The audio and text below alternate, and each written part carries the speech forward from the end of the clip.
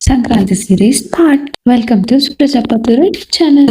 Already ముందు వీడియోలో అయితే చెప్పాను కదా, భోగి ముందు రోజు అయితే వెళ్ళాను అని. సో ఆ రోజు వెళ్ళంగానే ఇంకా మళ్ళీ నేను ఫెస్టివల్ రోజే వెళ్ళిపోతానని చెప్పి అమ్మ అయితే చికెన్ తెప్పించింది. సో చికెన్ అయితే అమ్మ మంచిగా రోట్లో నూరేసి మసాలా మొత్తం చికెన్ అయితే కడిగేసి మొత్తం క్లీన్ చేసి అయితే ఇచ్చేసింది. ఇంకా నేనైతే దాన్ని ఫ్రై చేసేసి కాస్త ఉప్పు పసుపు వేసేసి ఇంకా చికెన్ అయితే మొత్తం వండేసాను. తర్వాత నేను అదే పనిగా బిర్యానీ చేసుకుందామని చెప్పి బిర్యానీ రైస్ అయితే తీసుకుని వెళ్ళాను. బట్ బిర్యానీ సరిగ్గా రాదేమో, ఎందుకు వచ్చిన పంచాయతీ అనవసరంగా వేస్ట్ అయ్యిద్ది అని చెప్పి మర్యాదగా నోరు మూసుకొని అన్నం అయితే చేశాను బిర్యానీ రైస్ తోనే. ఇంకా లాస్ట్ లో అయితే కొత్తిమీర జల్లేసాను. ఇంకా అన్నం అయితే అయిపోయింది.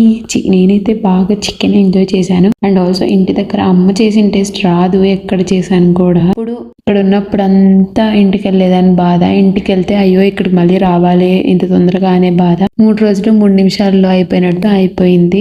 ఏం చేస్తాం, ఈ కార్పొరేట్ బతుకులు ఇంతే కదా. మీరేమంటారు? అలాగే నేనైతే అమ్మ అయితే రొట్టె చేసింది, జొన్న రొట్టె. మా రాయలసీమ వాళ్ళకి మాత్రమే తెలిసి ఉంటది జొన్న రొట్టె. నాకైతే చాలా ఇష్టం. సో అది రొట్టె తినేసి తర్వాత అయితే రైస్ పెట్టుకొని అయితే తినేసి. మీరేం తిన్నారు, ఏం చేశారు, పిండి వంటలన్నీ చేశారా, మొత్తం సంక్రాంతి మొత్తం ఎలా జరిగింది ఏంటి అని కామెంట్ చేయండి. అలాగే వీడియో నచ్చితే like share subscribe to Prajapati YouTube channel. By bye guys.